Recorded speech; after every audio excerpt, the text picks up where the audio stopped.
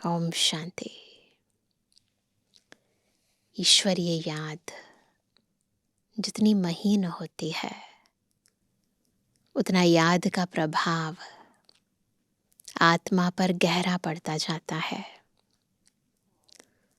परंतु इस याद के लिए बुद्धि का एकाग्र होना, इधर उधर देह जिसके सबसे करीब आत्मा रहती है, जिसकी ही भ्रुकुटी के मध्य विराजमान होकर हम आत्माएं बाबा को याद करते हैं, उसकी भी याद न आए। इतनी गहरी, इतनी महीन याद कि मैं बिल्कुल अपने बिंदु रूप में टिक कर उस सिंधु शिव बाबा की याद में एकदम उसके लगन में मगन हो जाऊं, उसके लव में लीन हो जाऊं। इसका बहुत गहरा अभ्यास करने की ज़रूरत होती है, क्योंकि कर्म करते जब हम याद करते हैं तो वे कर्म से तो बच जाते हैं, लेकिन यदि आत्मा के जो पुराने पराये प्रभावों के कारण जो विकर्म हुए हैं और उसके कारण आत्मा पर जो पाप का मैलापन लग गया है, उसे साफ करने के लिए, फिर से आत्मा को पावन बनाने के लिए जिस शक्ति की ज़रूरत है, उस शक्ति को पाने की केवल एक ही विधि है, एकाग्र चित्त, एकांत, यानी एक के अंत में जाकर गहरी ईश्वरीय याद। और जितना जितना हम इस महीनता को समझते हैं उतना मन के संकल्प शांत होते हैं, बुद्धि पवित्र होती है, संस्कार परिवर्तन होते हैं, आत्मा दिव्य बन जाती है। तो आज की मुरली कैसे हमें इस एकाग्र चित्त याद में ठहरना है, एक व्रता बनना है, एक रस स्थिति बनानी है, उसकी विधि समझा रही है। सुनते हैं प्यारे बाबा के मधुर महावाक्य। आज है 28 तारीख, 28 जुलाई 2026। बाबा के मधुर महावाक्य हैं, मीठे बच्चे। तुम्हारी बिगड़ी को सुधारने वाला अर्थात तकदीर बनाने वाला एक बाप है, जो तुम्हें नॉलेज देकर तकदीरवान बनाते हैं। अज्ञानता के कारण तकदीर बिगड़ी, इसलिए बाबा ज्ञान का सागर आते हैं, हमें ज्ञान देते हैं, और उस ज्ञान से जो तकदीर बिगड़ गई है फिर सुधर जाती है, बन जाती है। प्रश्न है, तुम बच्चों की इस रूहानी भट्ठी का एक कायदा कौन सा है? जब भट्ठी में बैठते हैं सभी, एक कोई सामान लेकर बाबा को याद करते हैं, अपनी उस स्थिति को मजबूत बनाते हैं, तो एक विशेष कायदा है। कौन सा है वो कायदा? समझेंगे। उत्तर है, रूहानी भट्ठी में अर्थात याद की यात्रा में बैठने वालों को कभी भी, ध्यान देंगे, इधर उधर के ख्यालात नहीं चलाने हैं। एक बाप को याद करना है। अगर बुद्धि इधर उधर भटकती है, चेक करेंगे, बहुत महीनता से खुद को चेक करना है। अगर बुद्धि इधर उधर भटकती है तो झुटका खाते रहेंगे, उबासी देंगे, इससे वायुमंडल खराब होता है, अपना ही नुकसान करता है। तो याद में बैठें तो ध्यान रखें।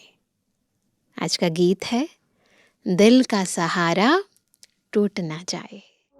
दिल का सहारा टूट न जाए, बन के नसीबा फूट न जाए, बन के नसीबा फूट न जाए, दिल का सहारा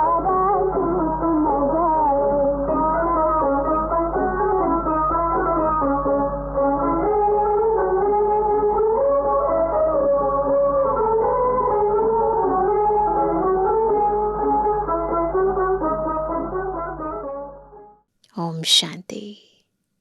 मीठे मीठे रूहानी बच्चों ने गीत के 2 अक्षर सुने। बच्चों को सावधानी मिलती है। इस समय जो भी है सबकी तकदीर बिगड़ी हुई है दुनिया में, सिवाय तुम ब्राह्मणों के। तुम्हारी अब बिगड़ी से सुधर रही है। बिगड़ी तो हमारी भी थी ना, लेकिन बाबा मिल गए, ज्ञान मिल गया तो सुधर रही है। बाप को कहा ही जाता है तकदीर बनाने वाला। तुम जानते हो शिव बाबा कितना मीठा है। हम बच्चों के अलावा तो कोई जानता ही नहीं है। बाबा अक्षर बड़ा मीठा है। बाप से सब आत्माओं को वर्षा मिलता है, सबको मिलता है। किसी को मुक्ति का मिलेगा, किसी को जीवन मुक्ति का, पर मिलेगा सबको। लौकिक बाप से बच्चों को वर्षा मिलता है, बच्ची को नहीं। ये पुराने जमाने की बात है, अभी तो बच्चियों को भी मिलता है। यहाँ बच्चा व बच्ची सब वर्षे के हकदार हैं। बाप पढ़ाते हैं आत्माओं को, अर्थात अपने बच्चों को। आत्मा समझती है हम सब ब्रदर्स हैं। बरोबर ब्रदरहुड कहा जाता है ना। एक भगवान के बच्चे हैं, फिर इतना लड़ते झगड़ते क्यों? एक बाप का बच्चे आपस में अगर लड़ेंगे झगड़ेंगे तो दुनिया क्या कहेगी, है ना। तो बाबा भी कहते हैं हम सब एक बाप के बच्चे हैं, फिर आपस में लड़ते झगड़ते क्यों हैं? सब आपस में लड़ते ही रहते हैं। अनेक धर्म, अनेक मत हैं। और मुख्य बात तो रावण राज्य में लड़ाई ही चलती है, क्योंकि विकारों की प्रवेशता है। रावण राज्य की एक यही बात है कि रावण राज्य में विकारों के वशीभूत आत्माएं आपस में लड़ती हैं, झगड़ती हैं, क्योंकि खुद को भूल गए। ये भूल गए कि हम एक पिता की संतान हैं। अज्ञानतावश ना विकारों के वशीभूत लड़ते हैं। काम विकार पर भी कितना लड़ाई झगड़ा होता है। ऐसे बहुत राजाओं ने लड़ाई की है ना। सुनते हैं ना हिस्ट्री, है ना। बहुत राजाएं लड़ाई झगड़ा करते हैं विकार के कारण। काम के लिए बहुत लड़ते हैं, कितने खुश होते हैं। कोई के साथ दिल होती है तो मार भी देते हैं, है ना। सुनते हैं ना हिस्ट्री। काम महाशत्रु है। क्रोध वाले को तो क्रोधी ही कहेंगे, लोभ वाले को लोभी कहेंगे, लेकिन जो कामी हैं उनके बहुत नाम रखे हुए हैं। बहुत सारे नाम है ना। इसलिए कहा जाता है अमृत छोड़ विष काहे को खाए, है ना। इसीलिए अब अमृत पीना है, ज्ञान अमृत। शास्त्रों में अमृत नाम लिख दिया है। दिखाते हैं सागर मंथन किया तो अमृत निकला, कलश लक्ष्मी को दिया।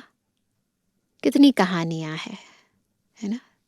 फिर अमृत कलश लक्ष्मी ने देवताओं को दिया। इसमें भी बड़े से बड़ी बात है सर्वव्यापी की।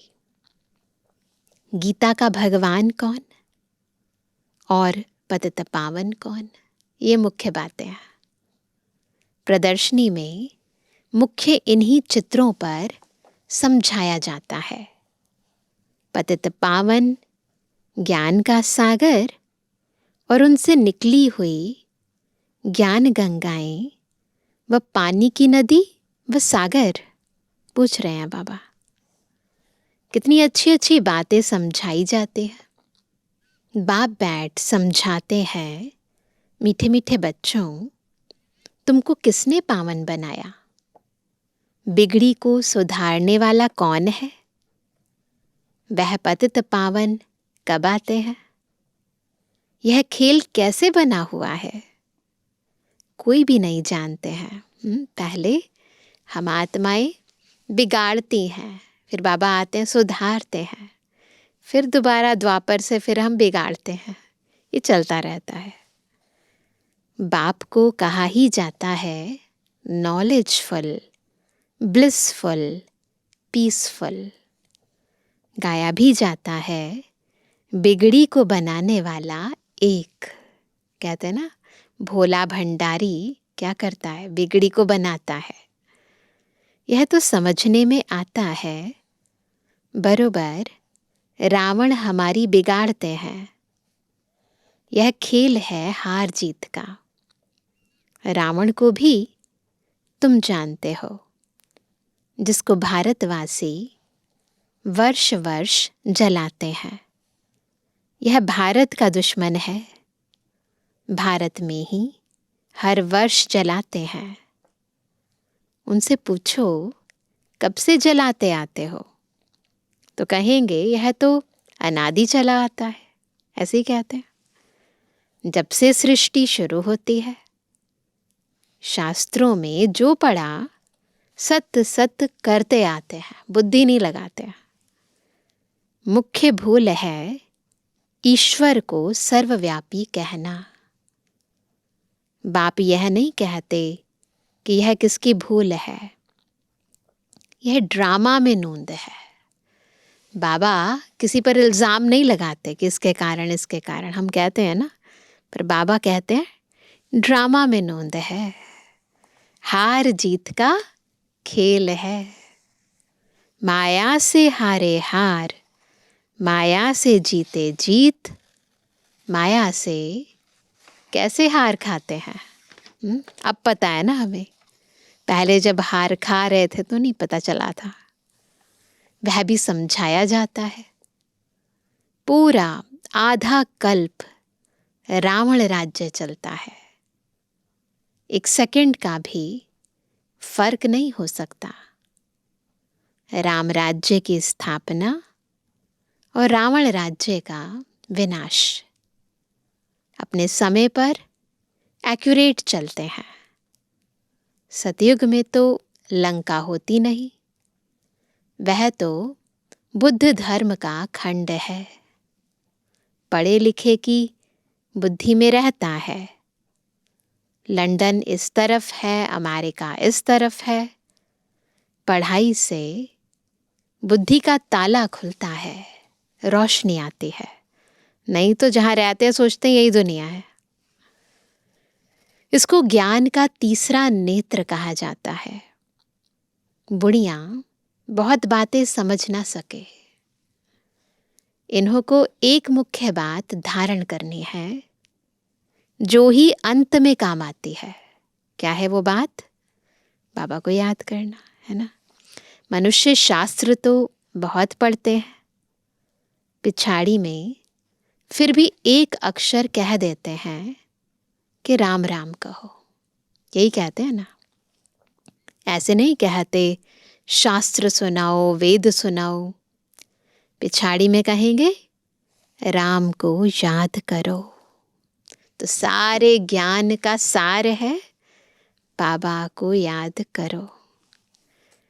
जो जास्ती समय जिस चिंतन में रहते हैं, अंत में भी वह याद आ जाता है। अभी विनाश तो सबका होना है। तुम जानते हो सब किसको याद करेंगे? कोई श्री कृष्ण को, कोई अपने गुरु को याद करेंगे, कोई अपने देह के संबंधियों को याद करेंगे। देह को याद किया, खेल खलास, है ना। इसलिए बुद्धि बस मैं आत्मा मेरा बाबा। यहाँ तुमको एक ही बात समझाई जाती है कि अपने को आत्मा समझ बाप को याद करते रहो, यही इम्पोर्टेंट बात है। चार्ट रखो कि हम कितना याद करते हैं। जितना याद करेंगे पावन होते जाएंगे। ऐसे नहीं कि गंगा में स्नान करने से पावन बनेंगे। आत्मा की बात है ना, शरीर की बात नहीं है। गंगा में तो शरीर को ही स्नान कराएंगे ना। आत्मा ही पतित, आत्मा ही पावन बनती है ना। बाप ने समझाया है, आत्मा एक स्टार बिंदी है, भ्रुकुटी के बीच में रहती है। कहते हैं आत्मा स्टार अति सूक्ष्म है। तुम बच्चे ही इन बातों को समझ सकते हो। जानना अलग है, समझना अलग है। समझ जाते हैं तो स्थित हो जाते हैं, उस स्थिति में स्वरूप में आ जाते हैं। तो केवल जानने से स्वरूप नहीं बनता है। बाप कहते हैं मैं कल्प के संगम युगे आता हूं। उन्होंने फिर कल्प अक्षर छोड़ युगे युगे अक्षर लिख दिया है। कहते हैं ना संभवामी युगे युगे, पर एक्चुअली में बाबा का बात है संगम युगे। तो मनुष्यों ने उल्टा समझ लिया है। मैंने कहा है कि कल्प कल्प संगम युगे आता हूं। घोर अंधियारा और घोर सोझरे के संगम पर, यानी कलयुग अंत और सतयुग आदि के संगम पर। बाकी युगे युगे आने की तो दरकार ही नहीं। सीढ़ी उतरते ही आते हैं। अगर युगे युगे आएंगे तो फिर तो सीढ़ी चढ़नी पड़ेगी ना। सीढ़ी उतरते आते हैं, इससे सिद्ध है कि युगे युगे नहीं आते हैं। जब पूरे 84 जन्म की सीढ़ी उतरते हैं तब बाप आते हैं। यह ज्ञान सारी दुनिया के लिए है। सब आत्माएं सीढ़ी चढ़ते हैं, उतरते हैं।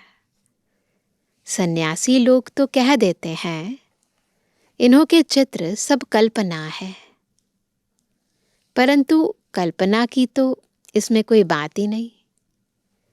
यह सबको समझाया जाता है, नहीं तो मनुष्यों को कैसे पता पड़े। इसलिए यह चित्र बनाए गए हैं। यह प्रदर्शनी देश देशांतर में ढेर होती रहेगी। बाप कहते हैं बहुत भारतवासी बच्चे हैं। है तो सब बच्चे ना, अनेक धर्मों का यह झाड़ है। बाप बैठ समझाते हैं यह सब काम चिता पर बैठ जल मरे हैं। सतयुग में जो पहले पहले आते हैं वही फिर पहले पहले द्वापर से लेकर काम अग्नि में जलते हैं, इसलिए काले हो गए हैं। अभी सबकी सदगति होनी है। तुम निमित्त बनते हो, तुम्हारे पिछाड़ी सबकी सदगति होनी है। कहते हैं तेरे भाने सबका भला, तो हमारे पिछाड़ी सबकी सदगति होनी है। बाप कितना सहज रीति समझाते हैं। कहते हैं सिर्फ बाप को याद करो। आत्मा ने ही दुर्गति को पाया है।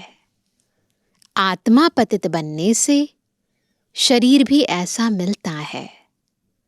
आत्मा को पावन बनाने की युक्ति बाप बिल्कुल सहज बताते हैं। त्रिमूर्ति के चित्र में ब्रह्मा का चित्र देख मनुष्य हाय हाय मचा देते हैं।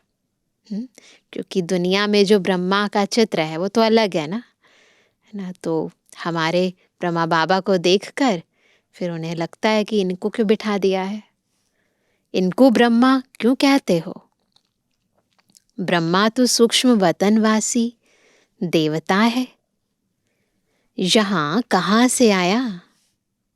यह दादा तो नामी ग्रामी था, ब्रह्मा बाबा अपने टाइम पर बहुत नामी ग्रामी थे ना। अखबारों में सब जगह पढ़ा था, एक जौहरी कहता है मैं श्री कृष्ण हूँ, हमको 16,108 रानियां चाहिए। बड़ा हंगामा मच गया था। यज्ञ हिस्ट्री में पढ़ा है ना सभी ने, भगाने का। अब एक एक से माथा कौन मारे। इतने ढेर मनुष्य हैं। आबू में भी कोई आते हैं तो उनको झट कहते हैं, अरे ब्रह्मा कुमारियों के पास जाते हो, वह तो जादू कर देती हैं, स्त्री पुरुष को भाई बहन बना देती हैं। अभी तो कम है, पहले तो बहुत होता था, है ना। लेकिन जो बाबा के बच्चे निश्चय बुद्धि हैं, वो विजयी होते हैं। उन पर इन बातों का प्रभाव नहीं होता है। लंबी चौड़ी बात बताकर माथा खराब कर देते हैं। जो प्रभावित हो जाते हैं चले जाते हैं। बाप कहते हैं तुम मुझे ज्ञान सागर वर्ल्ड ऑलमाइटी अथॉरिटी कहते हो। वर्ल्ड अथॉरिटी है ना, देखो वर्ल्ड ऑलमाइटी अथॉरिटी है ना, सर्वशक्तिमान है ना। तो पापा कहते हैं वर्ल्ड ऑलमाइटी अर्थात सर्वशक्तिमान, सब वेदों शास्त्रों आदि को जानने वाला, बड़े विद्वान को भी अथॉरिटी कहते हैं, क्योंकि वह सब वेदों शास्त्रों आदि को पढ़ते हैं, फिर बनारस में जाकर टाइटल ले आते हैं। बनारस हिंदू यूनिवर्सिटी से टाइटल ले लेते हैं। महोपाध्याय, श्री श्री 108 सरस्वती, यह सब टाइटल्स वहाँ ही मिलते हैं। जो बहुत होशियार होते हैं उनको बड़ा टाइटल मिलता है। शास्त्रों में जनक के लिए लिखा हुआ है, उसने कहा कि सच्चा ब्रह्म ज्ञान कोई हमको सुनाए। अब ब्रह्म ज्ञान तो है नहीं, बातें सारी यहाँ की हैं, है ना। यह है रचता और रचना के आदि मध्य अंत का ज्ञान। कहानी बड़ी बना दी है। शंकर पार्वती की भी कहानी लिखी हुई है। कितनी कहानियां बैठ बनाई है सारी यहाँ की बात। शंकर ने पार्वती को कथा सुनाई, दिखाते ना अमरनाथ की गुफा में कथा सुनाई। वास्तव में था शिव, उन्होंने फिर शंकर पार्वती का नाम दे दिया है। भागवत आदि में यह सब इस समय की बात है। फिर कहानी में बताते हैं, उनको ख्याल आया राजा को यह ज्ञान जाकर दूं। बाप भी समझाते हैं, राजाओं को जाकर ज्ञान दो। तुम ही सूर्यवंशी थे, फिर चंद्रवंशी, वैश्यवंशी, शूद्रवंशी बने, ऐसे ज्ञान दो ने। तुम्हारी राजधानी ही चट हो गई है ना, तो युक्ति युक्त तरीके से उन्हें भी ज्ञान दो। अब फिर सूर्यवंशी राजधानी लेना हो तो पुरुषार्थ करो। तो वहाँ पर राजा जनक का मिसाल देते हैं और राजाओं की बातें लिख दी हैं। वास्तव में बाबा इस समय कहते हैं, जबकि अभी राजाई नहीं है, लेकिन फिर भी जो राजाई घराने की आत्माएं हैं उनको भी जाकर समझाओ। वंशावली तो चली आ रही है ना, तो बाबा कहते हैं उन्हें भी पुरुषार्थ करके ये ज्ञान दो कि कैसे दोबारा से आप राजाई प्राप्त कर सकते हो। तो बाबा कहते हैं राजयोग सिखाने वाला बाबा आया हुआ है, फिर आकर बेहद का स्वराज्य लो। राजाओं के पास भी बहुत चिट्ठियां जाती हैं, फिर उनको मिलती थोड़ी है ना। कोई भी बड़े गवर्नमेंट ऑफिसर्स भी होते हैं तो सारी चिट्ठियां उनको नहीं मिलती हैं, उनको पहले सॉर्ट आउट करते हैं, जो काम की है वो दे दी जाती है।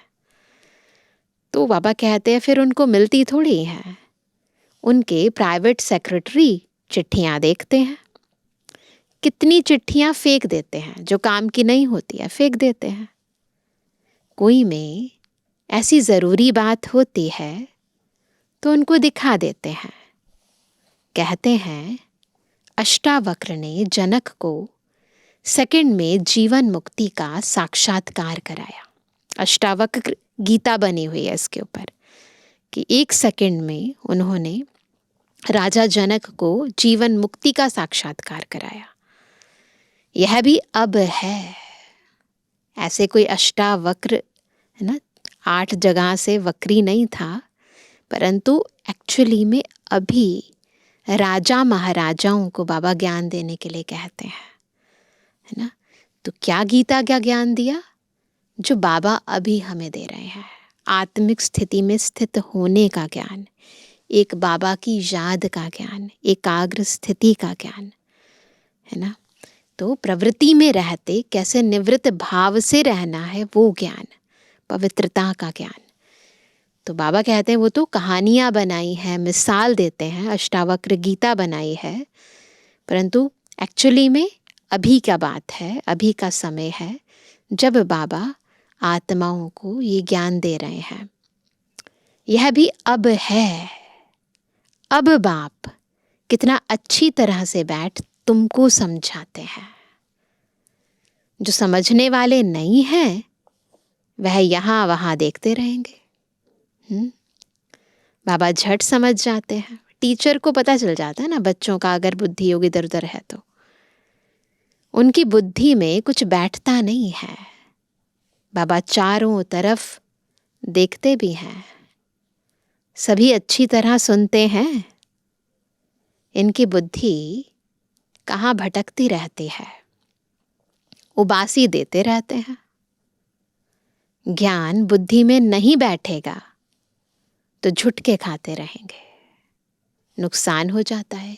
कहीं से कुछ प्राप्ति होती है ना तो झुटका नहीं आता है, अगर समझ में नहीं आता है तो झुटका आता है। कराची में इन बच्चों की भट्ठी थी। कोई झुटका खाता था तो फिर झट बाहर निकाला जाता था। बाबा बहुत स्ट्रिक्ट होते थे, अपने ही बैठते थे।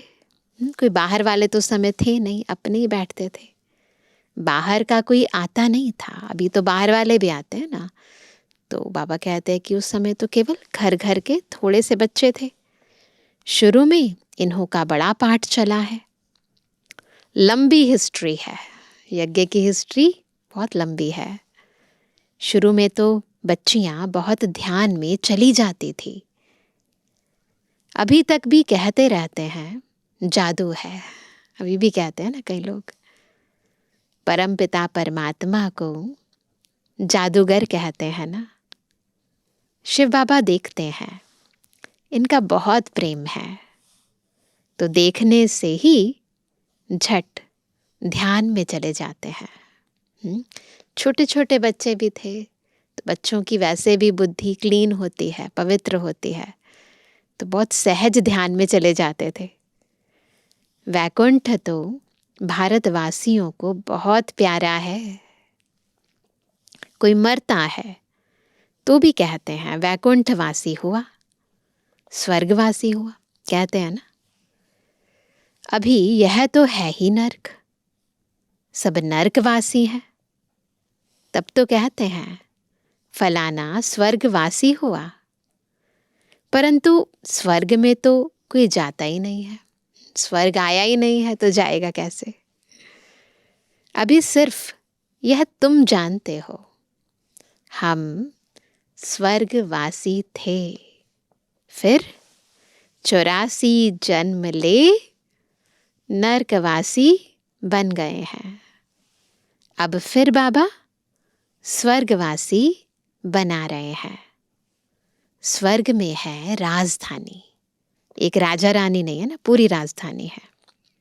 राजधानी में बहुत पद है। पुरुषार्थ कर नर से नारायण बनना है, सबसे ऊंचा पद लेना है, उसके लिए पुरुषार्थ करना है। तुम जानते हो यह मम्मा बाबा भविष्य में लक्ष्मी नारायण बनते हैं, अभी पुरुषार्थ कर रहे हैं। इसलिए कहा जाता है फॉलो मदर फादर। जैसे यह पुरुषार्थ करते हैं तुम भी करो, यह भी याद में रहते हैं, स्वदर्शन चक्रधारी बनते हैं। तुम बाप को याद करो और वर्षे को याद करो, त्रिकालदर्शी बनो। तुमको इस सारे चक्र का ज्ञान है, इसमें तत्पर रहो, इस ज्ञान का रमण करते रहो, मनन करते रहो, इसमें तत्पर रहो, औरों को समझाते रहो। इस सर्विस में ही लगे रहेंगे, है ना। ज्ञान का मनन करना, मंथन करना, फिर औरों को समझाना, तो और कोई धंधा आदि याद नहीं पड़ेगा। अच्छा मीठे मीठे कहते जवानी बच्चों पितृवानी बाप दादा का दिल जान सको प्रेम से नंबरवार पुरुषार्थ अनुसार यादगार और बुद्धवानी। रूहानी बच्चों की रूहानी बाप दादा को गुड मॉर्निंग, नमस्ते नमस्ते नमस्ते। धारणा के लिए मुख्य सार पहला, सतयुग में ऊंच पद पाने के लिए माता पिता को पूरा पूरा फॉलो करना है, उनके समान पुरुषार्थ करना है, सेवा में तत्पर रहना है, एकाग्र हो पढ़ाई करनी है। दूसरा, याद का सच्चा सच्चा चार्ट रखना है, अपने को आत्मा समझ बाप को याद करना है, देह व देहधारियों को याद नहीं करना है। वरदान है अपने हाईएस्ट पोजीशन में स्थित रहकर हर संकल्प, बोल और कर्म करने वाले संपूर्ण निर्विकारी भवा। संपूर्ण निर्विकारी, इसकी परिभाषा क्या है? जब हम अपने हाईएस्ट पोजीशन पर स्थित रहकर हर संकल्प, हर बोल, हर कर्म करते हैं। संपूर्ण निर्विकारी अर्थात किसी भी परसेंट में कोई भी विकार तरफ आकर्षण ना जाए, कभी उनके वशीभूत ना हो। हाईएस्ट पोजीशन वाली आत्माएं कोई साधारण संकल्प भी नहीं कर सकती। चेक करना है खुद को। तो जब कोई भी संकल्प व कर्म करते हो तो चेक करो कि जैसा ऊंचा नाम वैसा ऊंचा काम है। अगर नाम ऊंचा काम नीचा तो नाम बदनाम करते हो। चेक करना है। इसलिए लक्ष्य प्रमाण लक्षण धारण करो, तब कहेंगे संपूर्ण निर्विकारी अर्थात होलीएस्ट आत्मा। आज का स्लोगन है कर्म करते करन करावनहार, बाप की स्मृति रहे। तो स्वपुरुषार्थ और योग का बैलेंस ठीक रहेगा। बैलेंस रखना है ना पुरुषार्थ और योग का, तो बस हर कार्य करते करन करावनहार बाबा याद रहे। आज का अव्यक्त इशारा, ज्वाला स्वरूप स्थिति में रहे शक्तिशाली याद का अनुभव करो।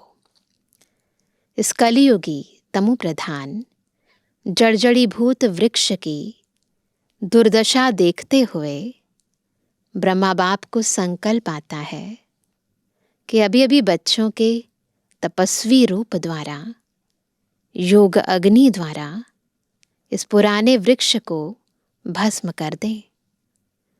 परंतु इसके लिए संगठित रूप में फुल फोर्स से योग ज्वाला प्रज्वलित चाहिए। तो ब्रह्मा बाप के इस संकल्प को साकार में लाओ। तो संगठित रूप से योग को ज्वाला रूप बनाओ।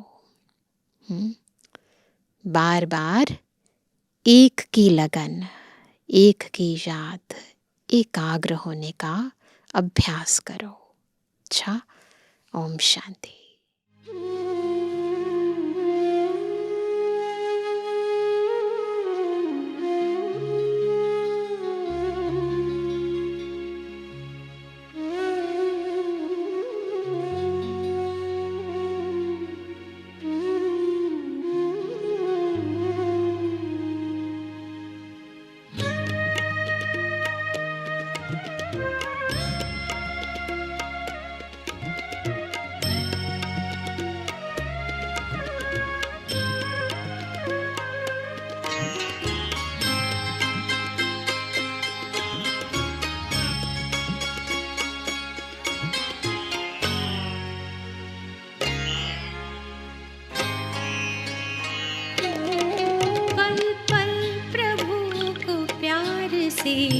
याद कीजिए, पल पल प्रभु को प्यार से याद कीजिए।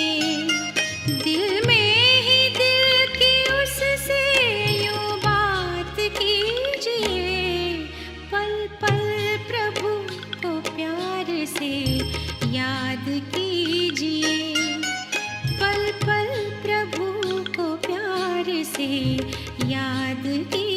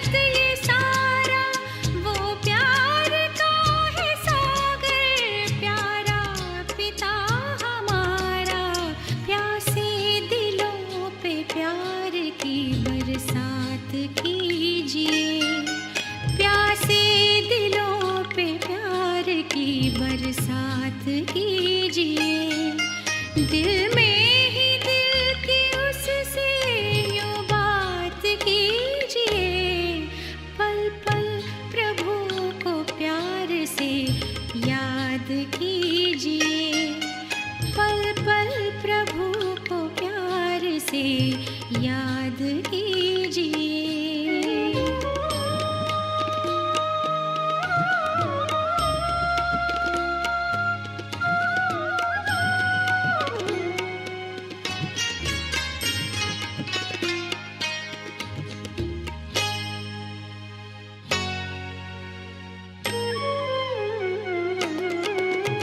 शांति के सुमन से मधुबन ये मन का महके,